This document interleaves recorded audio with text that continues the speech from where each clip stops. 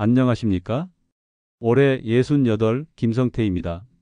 지금 제 앞에는 117만 원의 연금이 찍힌 통장과 보증금 500에 월세 35만 원짜리 원룸 계약서가 전부입니다. 사람들이 지금의 저를 본다면 참 한심한 늙은이라고 손가락질하겠지요. 그래도 괜찮습니다.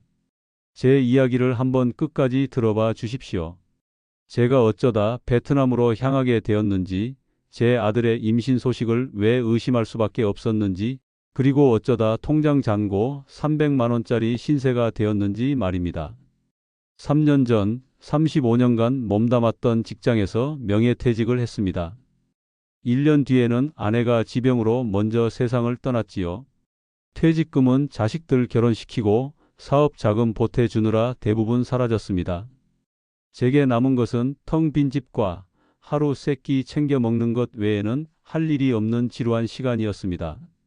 공원에 나가 멍하니 앉아 있거나 경로식당에서 밥을 타 먹고 밤에는 소리만 켜놓은 TV를 멍하니 바라보는 것이 제 일상의 전부였습니다. 하루는 아들 녀석에게 전화를 걸어 푸념을 늘어놓았지요. 아들은 바쁘다며 전화를 끊기 직전 무심하게 한마디를 던졌습니다. 아버지, 그냥 취미나 하나 가지세요. 저희도 먹고 살기 바빠요. 그 말이 비수가 되어 심장에 박혔습니다. 자식들에게 저는 이제 귀찮은 짐일 뿐이었습니다. 그날 밤 저는 지독한 외로움에 몸을 떨었습니다. 누군가 내 옆에서 따뜻한 말 한마디라도 건네주었으면, 이 적막한 집안에 사람 온기라도 있었으면 좋겠다는 생각이 간절했지요. 변화의 바람은 경로당에서 불어왔습니다. 저보다 2살 많은 박 씨가 어느 날 휴대폰 사진을 자랑하며 떠들기 시작했습니다. 이 사람 우리 집 사람이야. 베트남 사람인데 나이도 젊고 얼마나 잘하는지 몰라. 진수성찬이 따로 없어. 사진 속에는 박 씨보다 30살은 젊어 보이는 외국인 여자가 환하게 웃고 있었습니다. 주변 노인들이 돈 보고 결혼한 거 아니냐며 수군댔지만 박 씨는 코웃음을 쳤습니다. 요즘 세상에 돈 없이 사는 사람이 어디 있나? 그래도 나 하나 끔찍이 챙겨주니 나는 지금이 평생에서 제일 행복해. 그날 밤 저는 태어나서 처음으로 국제결혼이라는 단어를 검색해 봤습니다. 인터넷에는 온갖 중개업체들의 광고가 번쩍이었습니다. 행복한 노후, 따뜻한 동반자, 제2의 인생. 그 달콤한 문구들이 제 외로운 마음을 사정없이 흔들었습니다. 결국 저는 홀린 듯 가장 그럴싸해 보이는 업체에 전화를 걸었습니다. 며칠 뒤 만난 중개업체 직원은 아주 자신감 넘치는 목소리로 말했지요. 선생님, 걱정 마십시오. 저희가 베트남 현지에서부터 모든 걸 다 도와드립니다. 그냥 몸만 오시면 평생을 함께할 좋은 분 만나게 해드리겠습니다. 그렇게 저는 일주일 뒤 베트남 호치민으로 가는 비행기에 몸을 실었습니다. 공항에는 업체 직원이 마중 나와 있었고 저는 곧장 호텔로 안내받았습니다. 다음 날부터 바로 맞선이 시작됐지요. 하루에 4~5명씩 카페에 앉아 낯선 여자들과 1시간씩 대화를 나누는 일이 반복됐습니다. 말이 대화지 통역을 거치니 속 깊은 이야기는 나눌 수 없었습니다. 그렇게 기계 같은 맞선을 이어가던 사흘째 되던 날, 린이 제 앞에 나타났습니다. 그녀는 다른 여자들처럼 화려하게 꾸미지 않았습니다. 수수한 옷차림에 말없이 차만 마시는 차분한 태도. 하지만 저는 그녀의 깊은 눈빛에 마음이 끌렸습니다. 그녀는 서툰 한국말로 제게 물었습니다. 아프신 데는 없으세요? 그리고는 제 인생을 바꿔놓은 한마디를 덧붙였지요. 제가 잘 모실게요. 한국 가면 아프지 않게, 외롭지 않게 제가 잘할게요. 돌봄. 제가 평생을 그리워했던 바로 그 말이었습니다. 저는 그 한마디에 그녀와의 모든 것을 결심하고야 말았습니다. 저는 그날 저녁 중개업체 직원에게 말했습니다. 저는 이 사람으로 하겠습니다. 우리는 베트남 현지에서 아주 작은 결혼식을 올렸습니다. 아들, 딸에게는 차마 알리지 못했지요. 그리고 호치민 외곽의 월세 20만 원짜리 작은 집을 구해 신혼생활을 시작했습니다. 리는 약속대로 저를 극진히 보살폈습니다. 매일 아침 따뜻한 밥을 차려주었고 제 낡은 셔츠를 정성껏 다려주었지요. 저는 30년은 젊어진 기분이었습니다. 아내가 죽은 뒤 처음으로 집안에 사람의 온기가 돌았습니다. 하지만 그 달콤한 착신은 오래가지 않았습니다. 미세한 균열의 징조들이 하나둘씩 나타나기 시작했지요.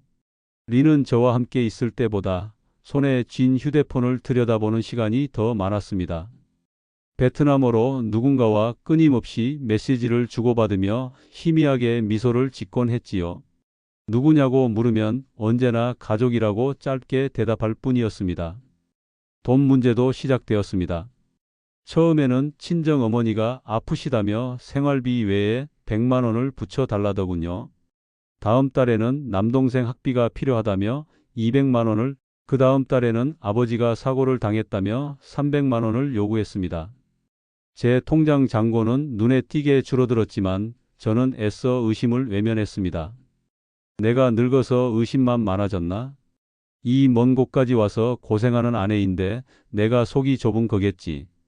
그렇게 스스로를 다독이며 저는 위태로운 행복의 끈을 놓지 않으려 발버둥 쳤습니다. 그러던 어느 날 저는 보고야 말았습니다. 린이 휴대폰을 보며 웃고 있기에 다가갔는데 화면 속에 웬 젊은 남자와 다정하게 얼굴을 맞대고 찍은 사진이 있었던 겁니다. 제 심장이 쿵 하고 내려앉았지요. 이 사람 누구요? 제 목소리는 저도 모르게 차갑게 나갔습니다. 리는 화들짝 놀라며 휴대폰을 감추더군요. 그리고는 애써 웃으며 변명했습니다. 아, 사촌 오빠예요. 그냥 어릴 때부터 친하게 지낸. 사촌 오빠라기엔 사진 속 두 사람의 눈빛이 너무나도 깊었습니다. 하지만 저는 더 이상 묻지 않았습니다. 진실을 마주할 용기가 없었기 때문이지요. 그리고 얼마 뒤 린이 제게 수줍게 말했습니다. 임신을 했다더군요. 그 순간 저는 모든 의심을 잊었습니다. 기쁨에 눈물이 핑 돌았지요. 이 나이에 다시 아빠가 된다니. 저는 린을 끌어안고 한참을 놓아주지 않았습니다. 이 아이가 우리의 위태로운 관계를 단단하게 묶어줄 동아줄이라고 믿었습니다. 하지만 그날 밤 잠이 오지 않아 뒤척이다가 문득 이상한 점을 깨달았습니다. 병원에서 알려준 임신 주수를 아무리 계산해봐도 시기가 맞지 않았습니다. 우리가 결혼한 날짜보다 아이가 생긴 시점이 훨씬 더 앞서 있었던 겁니다. 온몸에 피가 차갑게 식었습니다. 설마 아닐 거야. 부정을 하면서도 의심은 암세포처럼 제 온몸으로 퍼져나갔습니다. 결국 저는 며칠 뒤 린에게 병원에 한 번 더 가보자고 말했습니다. 정밀 검사를 핑계로 유전자 검사를 하기 위해서였지요. 제 제안에 린의 얼굴은 새하얗게 질려버렸습니다. 그날 밤 린은 무너졌습니다. 제 앞에서 무릎을 꿇고 울며 모든 것을 고백했습니다. 여보, 미안해요. 사실 한국에 오기 전에 만나던 사람이 있었어요. 사진 속의 그 사촌 오빠가 바로 뱃속 아이의 아빠였던 겁니다. 저는 그 자리에 주저앉아 한마디도 할 수 없었습니다. 제가 그토록 지키고 싶었던 행복은 처음부터 거짓 위에 세워진 모래성이었던 겁니다. 그녀의 울음 섞인 고백을 들으며 제 머릿속은 텅 비어버렸습니다.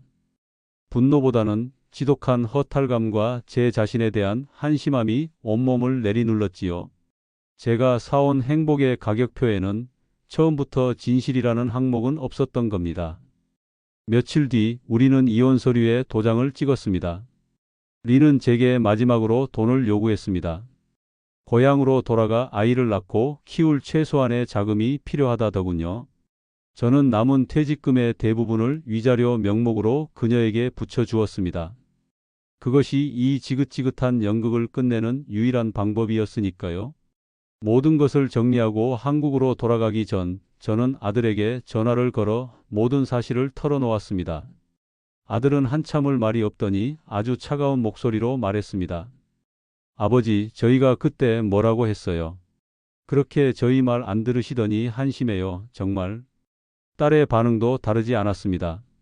저는 자식들에게 위로가 아닌 경멸의 대상이 되어버렸습니다. 제 어리석음으로 인해 저는 아내뿐만 아니라 가족의 존중마저 모두 잃고 만 것입니다. 한국으로 돌아온 저는 보증금 500에 월세 35만 원짜리 작은 원룸을 구했습니다. 수중에 남은 돈은 고작 300만 원 남짓. 이제 제가 기댈 곳은 매달 들어오는 연금 117만 원이 전부였습니다. 좁고 차가운 방에 혼자 누워 있으면 베트남에서의 그 짧았던 달콤한 시간이 신기루처럼 아득하게 느껴졌습니다. 그렇게 몇 달을 폐인처럼 지냈습니다. 그러다 문득 이렇게 무너져 있을 수만은 없다는 생각이 들더군요. 저는 집 근처 복지관의 컴퓨터 교실에 등록했습니다.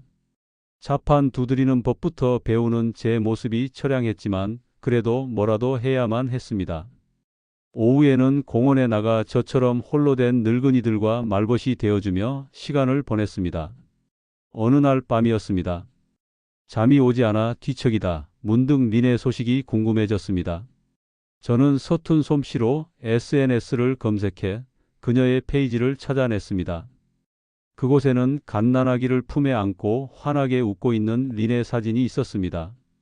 사진 속 그녀의 옆에는 제가 봤던 그 사촌 오빠가 함께 있었지요. 이상하게도 그 사진을 보고 있는데 미움보다는 낯선 연민의 감정이 먼저 올라왔습니다. 그녀 역시 가난한 가족을 부양해야 한다는 압박감 속에서 어쩔 수 없는 선택을 한 약한 인간일 뿐이었겠지요.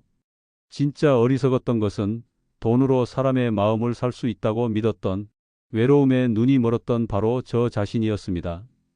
저는 그제야 깨달았습니다. 사랑은 가격표를 붙여 살 수 있는 것이 아니었습니다. 행복한 노후라는 광고 문구에 제 남은 인생을 걸었던 제가 가장 바보였습니다. 저는 이제 다시 혼자입니다. 하지만 괜찮습니다. 비싼 대가를 치르고 저는 인생의 중요한 진실 하나를 배웠으니까요. 사랑은 돈이 아니라 서로에 대한 이해와 존중이라는 것을. 혹시라도 저처럼 외로움에 흔들리는 분이 계시다면 부디 한 번만 더 생각해 보시길 바랍니다. 세상에 싸고 좋은 것은 없다는 진리를 말입니다.